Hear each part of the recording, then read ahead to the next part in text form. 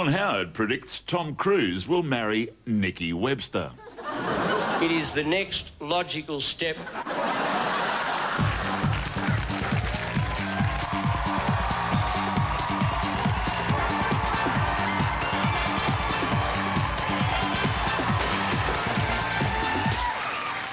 It's the 65th anniversary of the first Soccer World Cup. Uruguay beat Australia 108-0. Welcome to the Glass House, the program that asks the question, with Beck and Leighton getting married and already expecting, was it some kind of tennis thing that she had to be seeded first? More news than come-ons this week. Well, one of my favourite stories comes from Iraq, where Saddam Hussein recently told his guards that when the Americans invaded in 2003, he tried to flee in a taxi cab as the tanks were rolling in. If only America had thought to attack at 3 o'clock changeover time, they would have got him. Imagine the conversation. Where to, mate? Take me somewhere no one will find me. Oh, you want to go to Osama's place? Now, let me tell you what's wrong with this country. But you just wouldn't expect an evil mastermind like Saddam to escape in a taxi. You'd expect him to escape with a jetpack strapped to his back, laughing maniacally and shouting, "You win this time, Mr. Bush! But next time you may not be so lucky! Ha ha ha ha ha ha ha ha!" In the UK, British Airways is trying to find a cure for jet lag. One of the more radical ideas is creating the aroma of a passenger's bedroom on the plane. Once upon a time, travellers got a toiletries bag with an eye mask, socks and a toothbrush. Now you'll get a gym bag with fungus, Y-fronts and a used condom. And during midweek flights, attendants will wait until you're asleep, then creep up next to you and loudly collect the garbage. And Richard Branson has jumped on board with his new campaign, Sleep with a Virgin. Corrine Grant.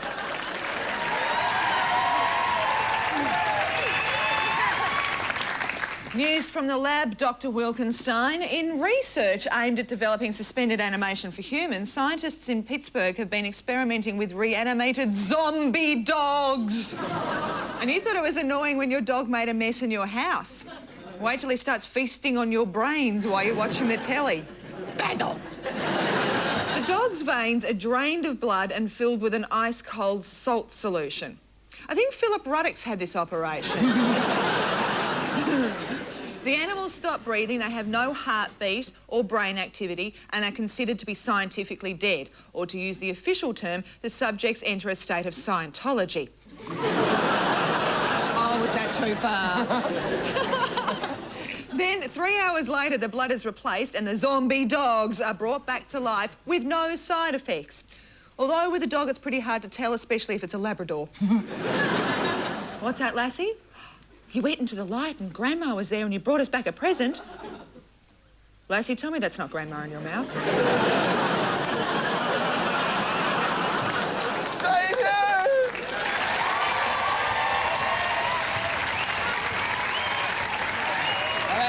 I'm angry. Oh, angry? I'm very angry because I've just found out that the Dietitians Association of Australia is sponsored by such food companies as Kellogg's and Nestle.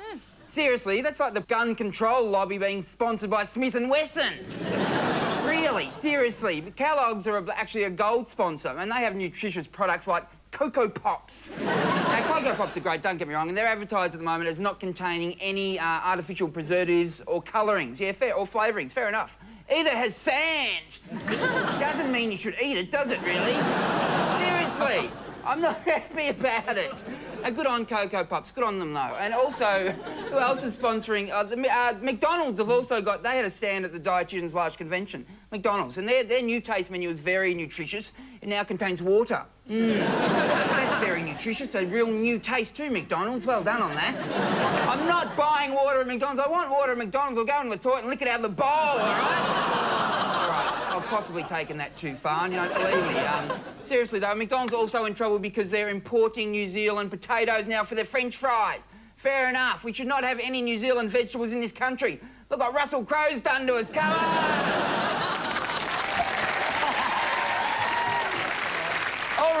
get to it. Joining me, Corrine and Dave, to throw some stones into the glass house tonight, more like a god than a man. Pinky Beecroft!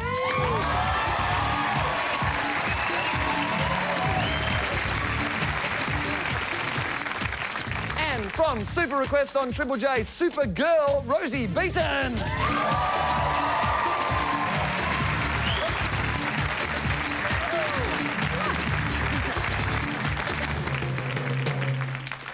All right, movers and shakers.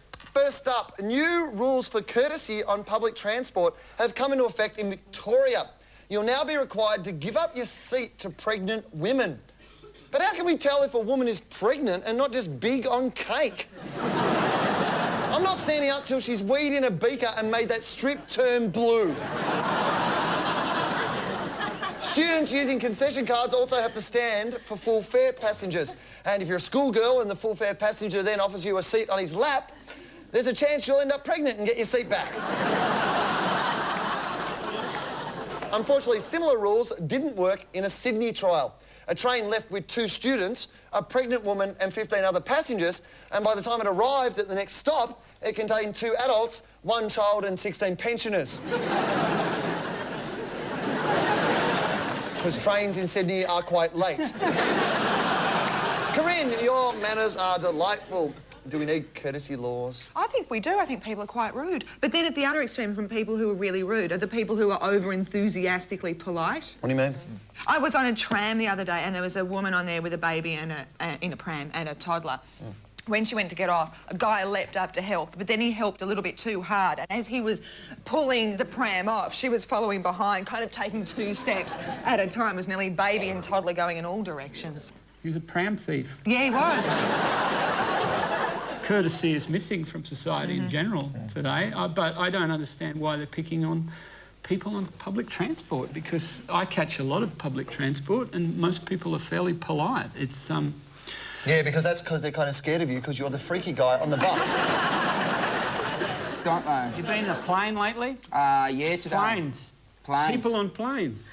People on planes. Yeah. People on planes are rude. There's no courtesy. There's no courtesy anywhere. Why Especially are we on the just picking planes where on you have people to on run for a buses? seat. Have you Exactly been on one of right. those ones where you have to run for the seat? On Jetstar, I think until recently the seats weren't allocated, so people would run for a seat. Wow. Because you get a better view up the back. And in the States they do that. When you fly domestically in the United States, you actually pick up a show bag on the way in. So you get your little drink and you get your little sandwich on a little show bag and everyone runs for their show bag. You know, Really? Man, like, no disrespect to the fine people at Jetstar, but my God, that is bogan air, isn't it? Oh, my Lord. Since they made airlines cheap, the bogans love to fly. It's chock-a-block a bogan. I was looking for a no-fear sticker on the tail. Thought the pilot was going to do burnouts on the runway. So, going back to public transport, I reckon you should have to stand up for attractive people. I reckon, yeah, if an attractive Why? person comes on, you stand up and let them have your seat. No, they've already got it too good. No, it could be a way of courting. There is that thing, like, you know, those people who are on the cusp and you just go, OK, is that an elderly person? Or if I stand up and offer them my seat, are they going to get really offended because I thought they were old and frail? So I don't get up for them. I wait and see whether they fall over. And you're meant to get up for, you're meant to get up for disabled people. Shouldn't they have brought their own chairs, really? I mean, how did they get on the bus in the first place?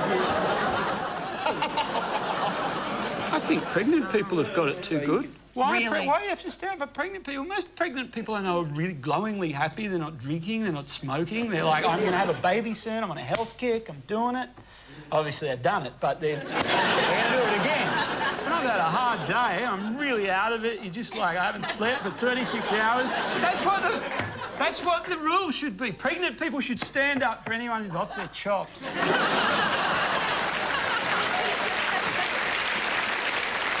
Our next mover and shaker is the US Supreme Court, which has ruled that people who download and swap music and video files are infringing copyright and must be punished. The Supreme Court is the only place you're going to hear Metallica songs described as intellectual property. Penalties for music piracy vary. In the past, Metallica pressed charges against a 12-year-old for downloading their songs, but that's nothing compared to the punishment Michael Jackson meted out.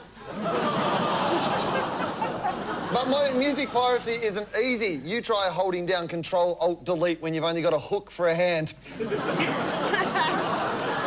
Piracy, you see. Music piracy, arr! Rosie, you love rock and roll. Yeah. Is getting it for free wrong? Well, it's such a grey area and it's keeping the lawyers in work. But I think you can download one song and then from that you have to buy the album. But movies, though, they're so expensive. Download them.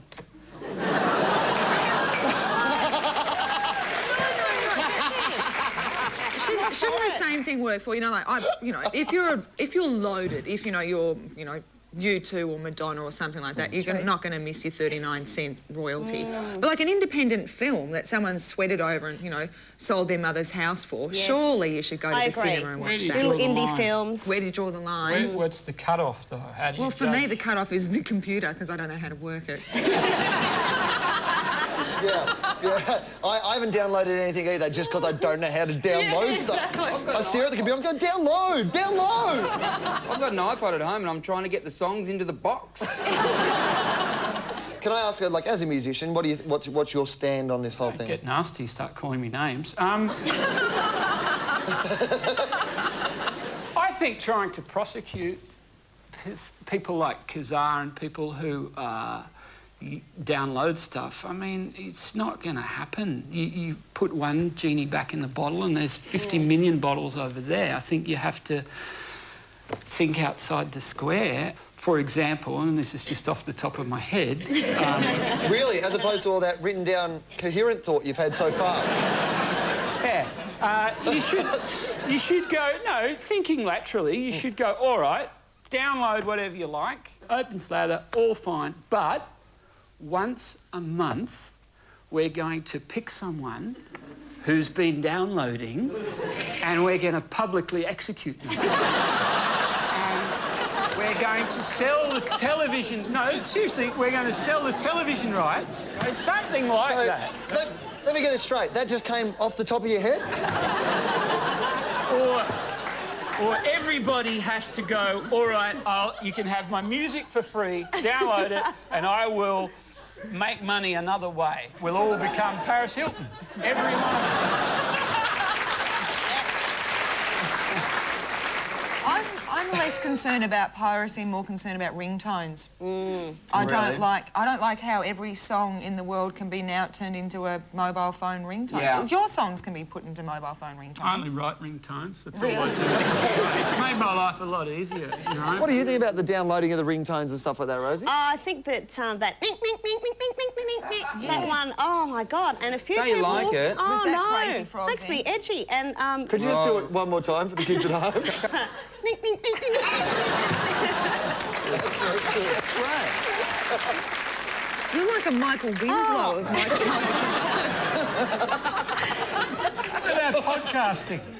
What's that? Does Triple J podcast, Rosie? Yes. What the hell does that mean? What is podcast? What is it? Okay, well, if you miss the current affairs program at 5:30, hack, just plug in your little MP3 player and off it goes. And it can be spat out when you... Yeah. It's So as you easy as suck it that. out of the radio into a box? Oh, no, it's on the computer. I love the way the three of us talk about technology as if it's run by wizards. I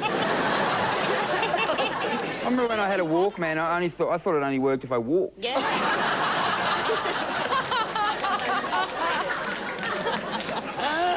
Our favourite movers and shakers come from the Netherlands, where Dutch scientists have used brain scans to answer the question of how to tell if a woman is faking an orgasm. And the answer is simple. If she's thinking, she's faking. The study found that the key to female arousal is absence of thought, which is why Paris Hilton always has wet socks. But when women fake it, areas of the brain that shut down during real orgasm remain active, indicating they're thinking. Unfortunately for men, it takes a sophisticated brain scanner to tell the difference. Besides, we don't really care. The scientists found the male brain harder to study because of the orgasm's shorter duration. In fact, many of the male volunteers had finished before the scientists could even get the scanner on. Pinky, you're a pleasure machine. Ever faked it? I worry that it's the Dutch who figured this out. Any Dutchmen who've come anywhere near a woman's orgasm have been watching television or something, or watching a movie. They haven't certainly been involved firsthand. And in answer to your question, yes, I faked it. I faked it heaps of times. Could you give us a little demo of, just a little bit of, Meg Ryan style? No. Absolutely not, because, I don't want to give away trade secrets. Have you ever faked it, Corinne? Don't ask questions Of course like he that. has. Why? That's what the story's about. You have. Have you? Not with Well, I think me. all women have. No, obviously, but no, With you, I think most women have. there's a haven't they? fairly good chance if I did sleep with you, Dave, I would fake it. I don't think that'd be good. Well, I'm going to choose whether to be offended by that. Have you faked it, Dave? I have, yeah. I just go, oh, that's it, baby. Let's just sleep now. But, I mean, the thing is, I tell you what you shouldn't... As a guy, if a girl says it's OK that I didn't get there, they're lying. Because it's really not OK. And it needs to be a team effort, I believe. We both need to be on the same page so we can both get there. Oh, that's nice. Rosie, what about you, darling? Oh, it's a crazy world, isn't it? They're always doing studies on this sort of thing, which I find just bizarre. Me too. But maybe have exaggerated a little bit. So you haven't faked, you've just exaggerated a little bit. What, so you've had a mini iPod, have you? Sometimes it's like flying a plane. It's like, you've got to pull this lever here and step on that thing, and then you've got to get round and you've got to talk to control and get coordinates right. It's like, God damn, and... I've just realised what my worst nightmare would be. Ladies and gentlemen, this is your Captain Pinky Beecroft speaking. I'm only saying. Well, a lot of the time it's about getting you, in the right frame of mind for a woman, isn't it, Rosie? Yeah. What do you need to get in the right frame of mind? Not much. And that is... To hear that is very sexy, to be honest.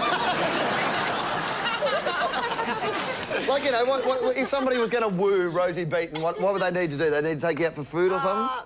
I do like a good Chinese meal. Oh, yeah, right. I like the curried king prawns and rice, and I finish it off with the fried ice cream. Is this code? What are we talking about? It does sound like some sexual Tai Chi move. Now get in the position of the deep-fried ice cream.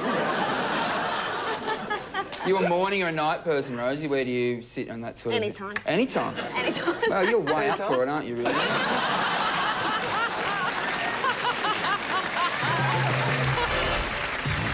Later in the glass house, Alexander Downer puts in an order for international diplomacy for dummies. I will definitely be getting a copy of this book and reading it very carefully. To prevent George Lucas from making another Star Wars film, activists released Jabba the Hutt back into the wild. And Kim Beazley explains why he's ideally suited to lead the Labor Party at this moment in history. I have absolutely no idea. Tonight's question on the Glass House is, what's your least favoured food? Let's find some answers. Sir, what is your least favoured food? Oysters, for sure. So it's meant to be good for your sex drive. You don't need any help, or what? No, I think I'll be right. Well, how old are you? I'm only 17. Yeah, you don't need any help at all. What is your least favoured food? Brussels sprouts. Make sure you don't eat them, OK? As much as they're good for you, don't eat them. Are you a mother? No. But you will be a good one day.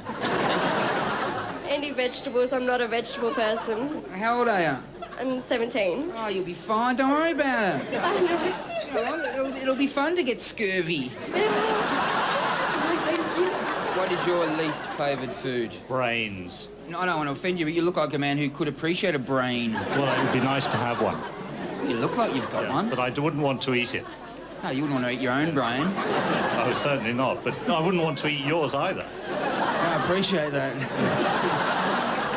I'd have to say edible undies. Right, edible undies. For that to be your least favourite, you must have at one time tried edible undies. Yeah, I have. Were you wearing them at the time, or was it someone else wearing them? No, I just ate it out of the packet. I wasn't brave enough to eat them off someone else. It'd have to be beetroot. Where are you from? Edinburgh. Edinburgh? Yeah.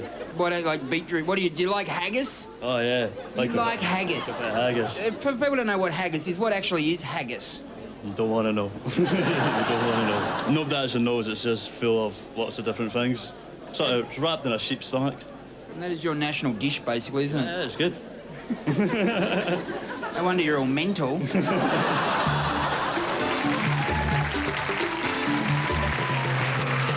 excellent news for edible tubers, farmers in the UK want the term couch potato removed from the Oxford Dictionary, saying it's an insult to the inherently healthy vegetables image.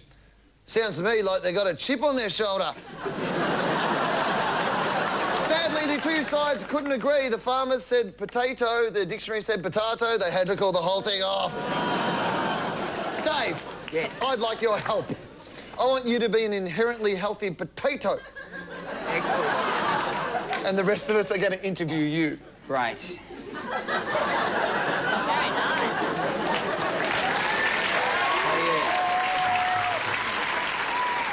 Sadly, you look a little like Camilla Parker Bowles there.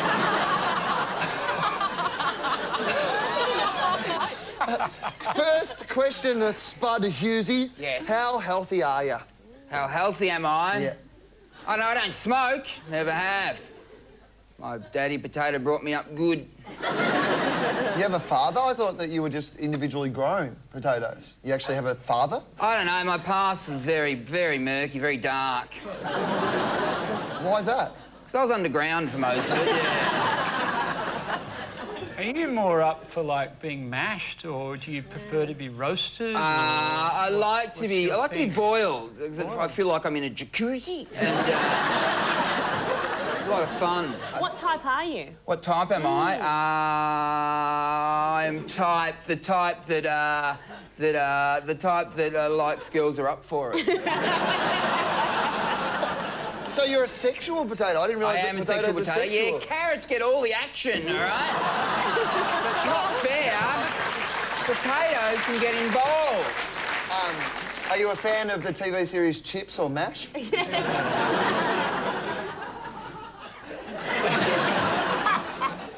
My mother died in mashed potatoes.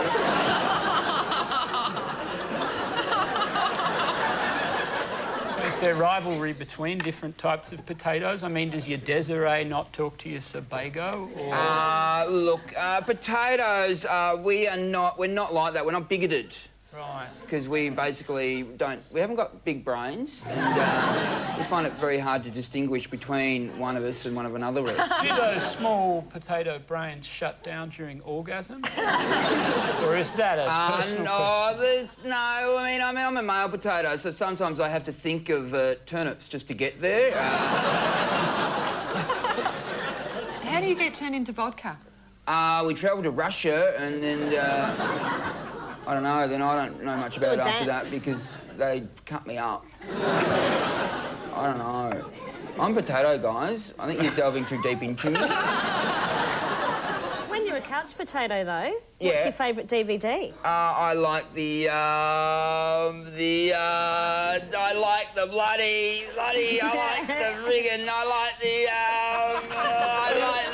Potato Factory.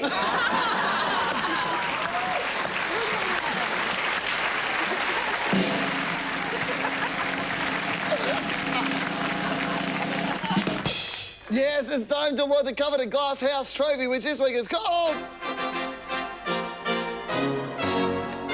And the winner of the Simple Simon Had a Problem Wriggling in the Air comes from Romania, where a 140-kilogram thief who broke into a pie shop got stuck getting out the window after stuffing his face during the raid. You've been accused of breaking and entering. How do you plead? Pies! Pies! Does it remind you of being on tour with Alex Lloyd? Yeah, surprisingly. Not surprisingly, the thief wasn't too thrilled about getting wedged in the window as he tried to get out. I mean, if he'd been wedged the other way around, at least he could have kept eating pies. Pies!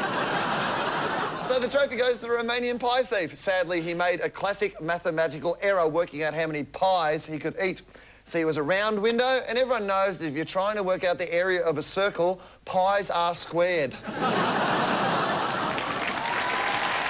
are squared.